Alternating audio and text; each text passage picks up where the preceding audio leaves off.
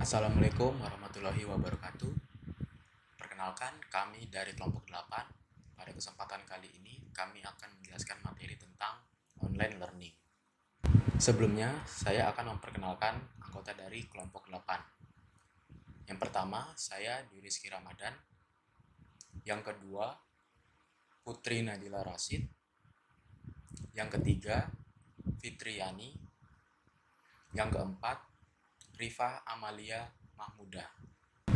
Pada materi online learning ini, kami bagi menjadi 4 pokok bahasan. Yang pertama yaitu sumber belajar yang akan dibahas oleh Putri Nadila Rasid. Kemudian yang kedua, online learning yang akan dibahas oleh Fitriani. Yang ketiga, prinsip belajar berbasis web yang akan dibahas oleh Dwi Rizky Ramadan. Keempat, pentingnya online learning dalam pendidikan yang akan dibahas oleh Rifa Amalia Mahmudah. Oke, tanpa membuang waktu lagi, kita langsung ke pokok bahasan yang pertama, yaitu sumber belajar yang akan dijelaskan oleh Putri Nadila Rasid. Assalamualaikum warahmatullahi wabarakatuh. Saya Putri Nadila Rasid dengan NIM 19050460012. Di sini saya akan menjelaskan mengenai materi sumber belajar. Sebelum kita mengenal lebih jauh mengenai sumber belajar, kita harus tahu dulu apa itu sumber belajar. Sumber belajar adalah informasi dan pengetahuan yang diperlukan dalam mengembangkan berbagai kompetensi yang diinginkan pada bidang studi atau mata pelajaran.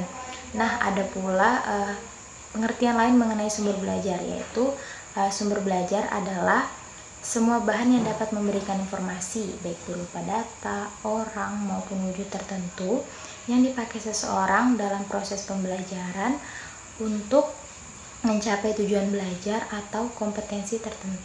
Berdasarkan asal-usulnya, sumber belajar ini dibagi menjadi dua. Yang pertama, sumber belajar yang dirancang, yaitu sumber belajar yang memang sengaja dibuat untuk tujuan pembelajaran. Contohnya, buku pelajaran, modul, program audio, dan lain sebagainya. Yang kedua, sumber belajar yang sudah tersedia dan dapat dimanfaatkan, yaitu sumber belajar yang memang tidak secara khusus dibuat untuk tujuan pembelajaran, namun dapat ditemukan, dipilih, dan dimanfaatkan untuk tujuan pembelajaran. Contohnya, siaran televisi, surat kabar, museum, film, dan lain sebagainya. Sumber belajar juga memiliki beberapa fungsi, yaitu yang pertama, meningkatkan produktivitas pembelajaran dengan cara mengurangi beban guru dalam menyajikan informasi dan mempercepat laju belajar.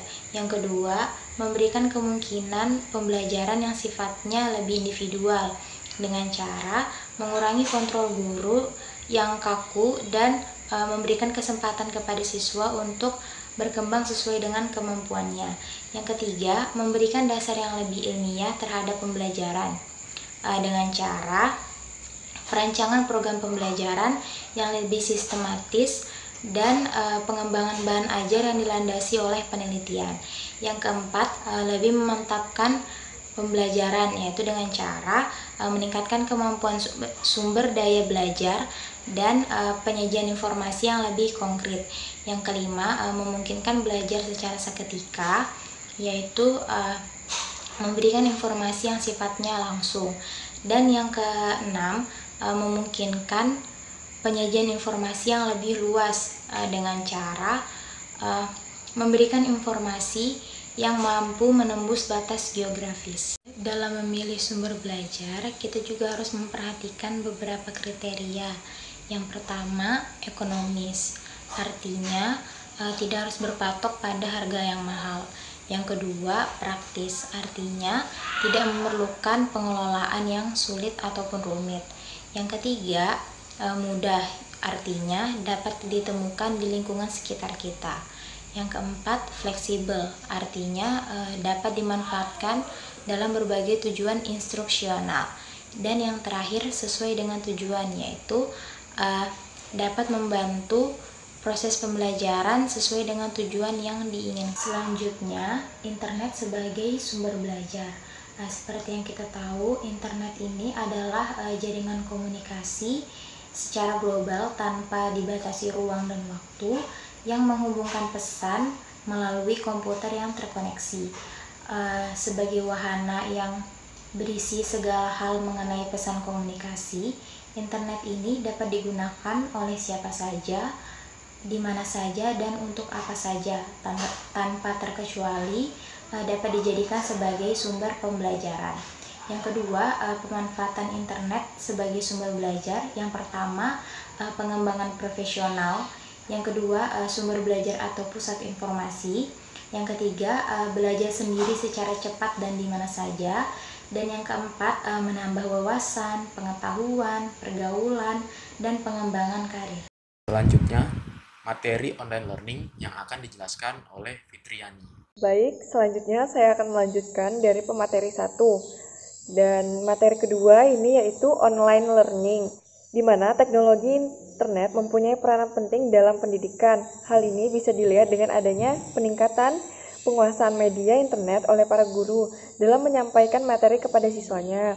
Meskipun pada awalnya banyak pihak yang meragukan sistem pembelajaran online, dikarenakan guru tidak percaya diri karena tidak mahir menggunakan komputer dan berpikir akan menghabiskan waktu ekstra untuk membuat materi pembelajaran, di mana online learning sendiri merupakan suatu sistem yang dapat memfasilitasi belajar lebih luas, lebih banyak, dan bervariasi, di mana melalui fasilitas yang disediakan oleh sistem tersebut, pembelajaran dapat belajar kapan dan di mana saja, tanpa terbatas oleh jarak, ruang, dan waktu. Materi pembelajaran yang dipelajari lebih bervariasi, tidak hanya dalam bentuk verbal, melainkan lebih bervariasi seperti visual, audio, dan gerak.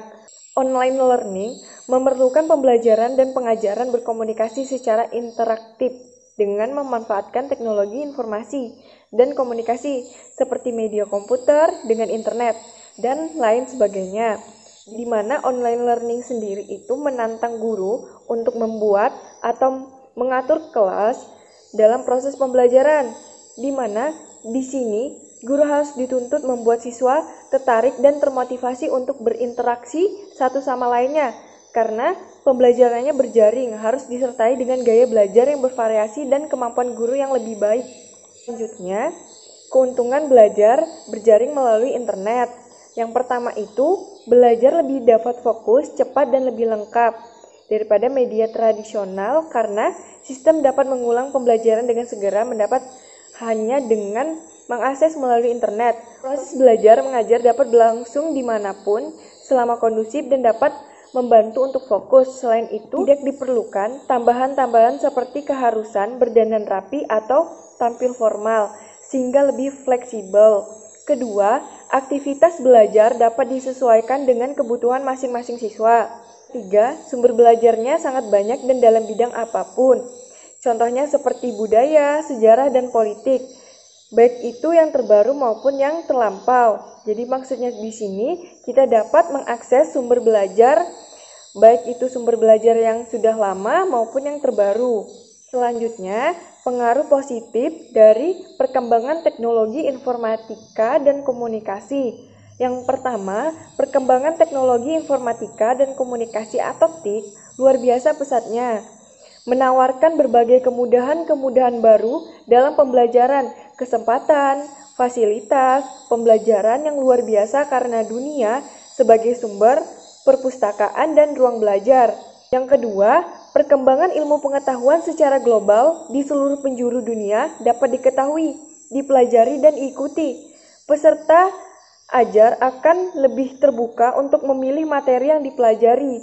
Ketiga, bidang ilmu yang akan diperdalam sangat luas, bebas, dan mendalam. Keempat, tidak mengenal batas waktu dan ruang atau tidak harus selalu tatap muka, di mana negara kita merupakan negara kepulauan. Proses pembelajaran online learning ini sangat menjawab kebutuhan bagi pendidikan di Indonesia. Keempat, tidak mengenal batas waktu dan ruang atau tidak harus selalu tatap muka, di mana negara Indonesia sendiri sebagai negara kepulauan, pembelajaran online learning sendiri sangat menjawab kebutuhan pendidikan di Indonesia. Kelima, dimungkinkan terjadinya distribusi pendidikan ke semua penjuru tanah air dan kapasitas daya tampung yang tidak terbatasi karena tidak memerlukan ruang kelas. Keenam, pembelajaran dapat memiliki topik atau bahan ajar yang sesuai dengan keinginan dan kebutuhan masing-masing. Selanjutnya, pengaruh atau kendala dari perkembangan teknologi informatika dan komunikasi. Pertama, perubahan paradigma belajar secara bertahap dan sistematis, di mana pembelajaran online learning sendiri menuntut disiplin, peningkatan kemampuan belajar dari diri si peserta didik, dan peningkatan keterampilan peserta didik dalam proses belajar tanpa bantuan orang lain. Kedua, perkembangan teknologi informatika dan komunikasi atau TIK luar biasa pesatnya, maka perlu pendewasaan memuat melek internet atau TIK untuk masyarakat ajar. Ketiga, kendala dari pembelajaran online learning sendiri yaitu penyediaan sarana prasarana secara bertahap dan berkesinambungan seperti listrik, elektronika, telepon, jaringan internet, dan infrastruktur yang lainnya. Keempat, perlu adanya kebijakan pemerintah yang mendukung terkondisinya pembelajaran online learning dalam hal sarana prasarana, legalitas formal, dan daya serap lingkungan kerja. Kelima, perlu peningkatan sumber daya manusia masyarakat ajar di bidang TIK. Artinya, pendidik dituntut untuk mengetahui tentang teknologi informatika dan komunikasi dalam kelangsungan proses pembelajaran online learning. Keenam, tingginya kemungkinan gangguan belajar. Baik, sekian penjelasan dari saya. Selanjutnya akan dilanjutkan oleh pemateri 3. Selanjutnya yaitu materi prinsip belajar berbasis web yang akan dijelaskan oleh Dwirsky Ramadan. Dalam belajar berbasis web, terdapat beberapa prinsip belajar yang perlu diketahui, diantaranya yaitu belajar mandiri, belajar tuntas, belajar aktif, dan belajar berjaringan. Nah, di sini kita akan membahas prinsip-prinsip belajar tersebut satu persatu. Yang pertama yaitu belajar mandiri. Nah, sistem belajar mandiri adalah suatu sistem pengaturan program belajar yang diorganisasikan sedemikian rupa sehingga siswa atau peserta didik dapat menentukan bahan dan kemajuan belajarnya sendiri.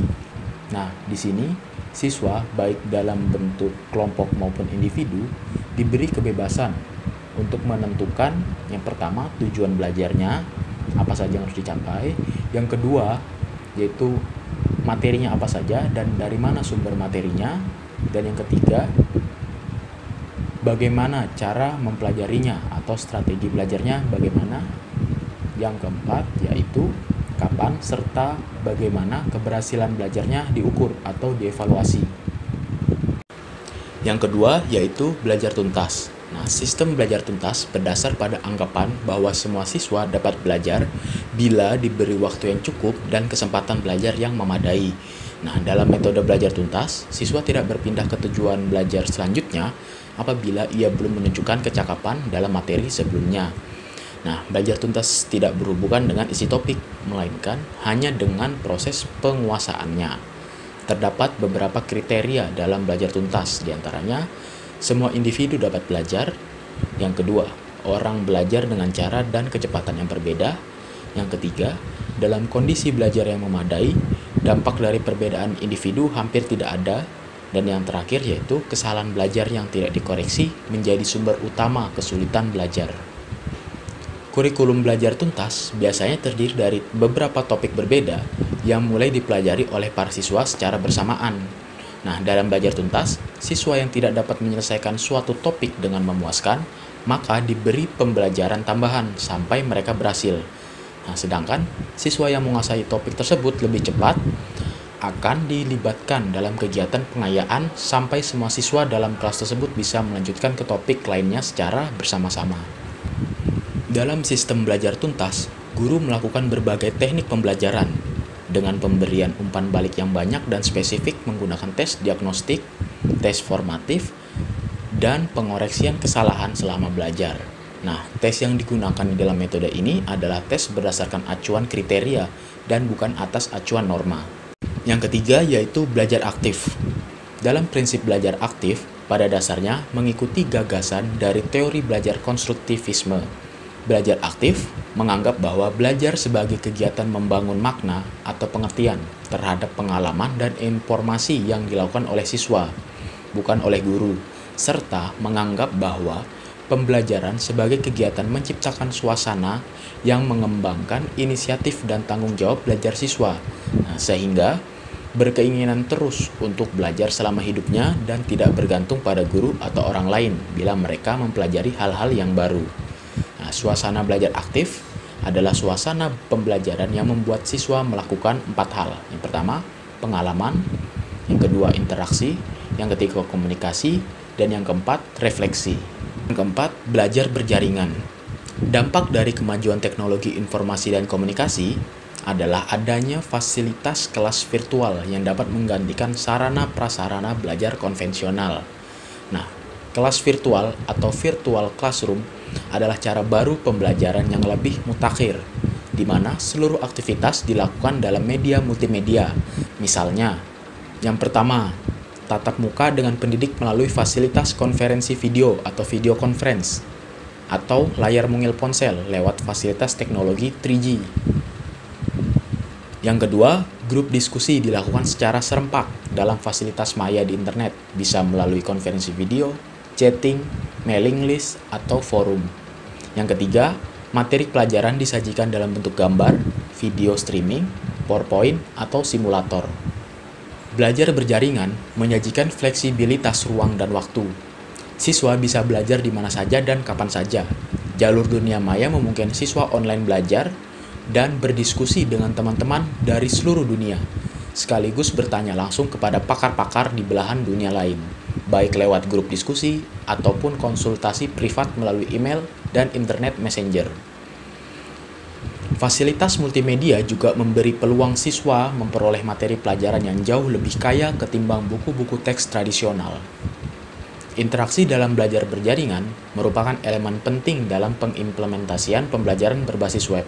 Pada pembelajaran berbasis web, guru mengendalikan dan mengontrol interaksi tersebut dengan waktu yang terbatas. Guru harus mampu memastikan bahwa siswa dapat memahami materi yang disampaikan. Hal terpenting yang bisa kita lakukan pada suatu proses pembelajaran adalah dengan melakukan interaksi. Belajar berjaringan menawarkan banyak sekali peluang untuk berinteraksi. Pada kenyataannya, tugas atau diskusi bisa dilakukan secara lebih mudah pada belajar berjaringan dibandingkan pada kelas yang mungkin membutuhkan penataan ulang meja dan lain sebagainya. Interaksi yang terjadi pada sebuah belajar berjaringan bisa berarti interaksi antara siswa dengan guru, interaksi antara siswa dengan media, partisipasi siswa pada sebuah sesi diskusi, atau kolaborasi antar siswa itu sendiri.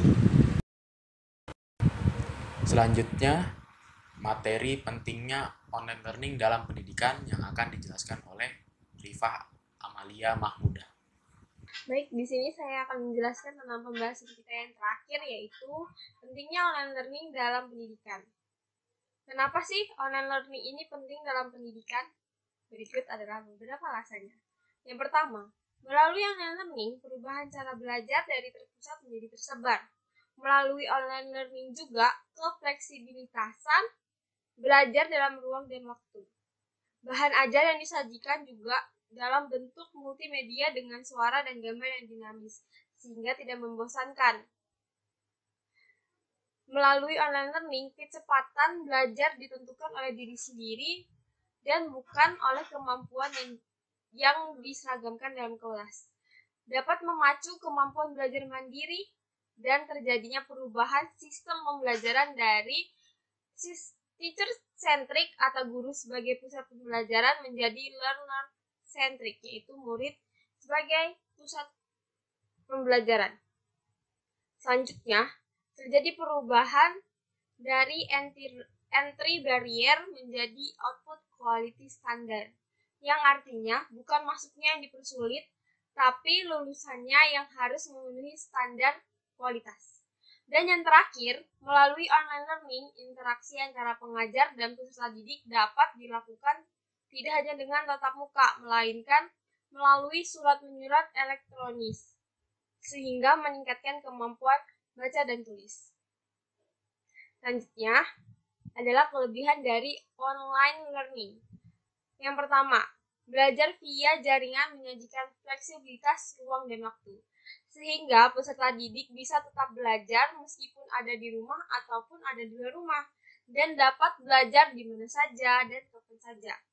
Lalu yang kedua, melalui online learning memungkinkan peserta didik dapat belajar dan berdiskusi dengan teman-teman dari berbagai daerah dan seluruh dunia, sekaligus dapat bertanya langsung kepada pakar-pakar top di belahan dunia lain melalui grup diskusi atau email sampai internet messenger. Yang ketiga, terbukanya fasilitas multimedia di mana peserta didik dapat memperoleh materi pelajaran yang jauh lebih kaya ketimbang buku-buku teks tradisional. Lalu yang keempat ada penumbuhan sikap keberanian peserta didik dalam sikap dan mengemukakan pendapat. Lalu yang terakhir adalah melalui internet, setiap peserta didik berpeluang memperoleh materi pengajaran yang sama-sama berkualitas tanpa pandang bulu. Internet pada akhirnya menjadi salah satu alat demokratisasi pendidikan, di mana semua orang berpeluang mendapatkan pendidikan berkualitas sekaligus murah. Yang selanjutnya adalah kendala dari online learning. Nah, konsep belajar berjaringan adalah sebuah daya tarik yang magnetik, meski itu baru secara teori. Karena pada kenyataannya negara kita masih diganjal kendala ketersediaan infrastruktur, diantaranya belum seluruh wilayah Indonesia mendapat jaringan internet.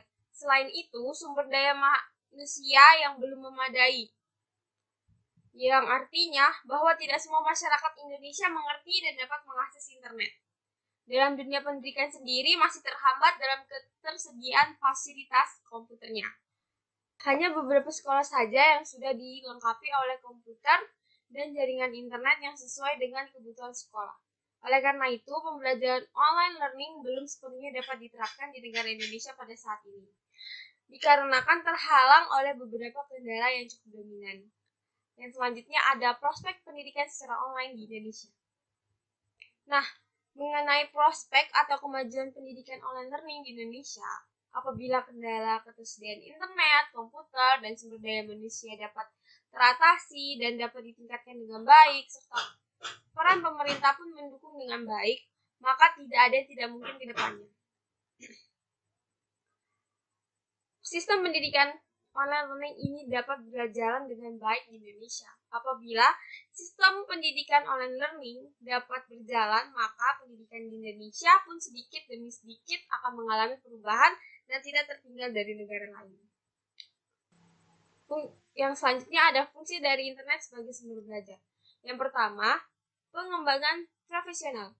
Karena dapat meningkatkan pengetahuan, dapat berbagi sumber informasi dengan rekan sejawat atau sepantaran, lalu berkomunikasi ke seluruh belahan dunia, dapat kesempatan untuk menerbitkan atau mengumumkan karya secara langsung, dapat mengatur komunikasi, dan yang terakhir dapat berpartisipasi dalam forum dengan rekan sepantaran, baik lokal maupun internasional. Nah, fungsinya yang kedua adalah sebagai sumber belajar atau pusat informasi. Karena kita dapat informasi, media, dan metodologi pembelajaran. Kita dapat mendapatkan bahan baku dan bahan ajar untuk segala bidang pembelajaran, dapat akses informasi iptek, dan mendapat bahan pustaka atau referensi. Fungsinya yang ketiga yaitu belajar secara cepat. Karena kita dapat meningkatkan pengetahuan, dapat belajar berinteraktif, dan dapat mengembangkan kemampuan di bidang penelitian. Lalu fungsinya yang terakhir adalah menambah wawasan pergaulan, pengetahuan, dan pengembangan karier. Karena kita dapat meningkatkan komunikasi dengan seluruh masyarakat lain, dapat meningkatkan kepekaan akan permasalahan yang ada di seluruh dunia, dan kita dapat mendapatkan informasi beasiswa, lowongan pekerjaan, pelatihan, dan hiburan dan lain sebagainya.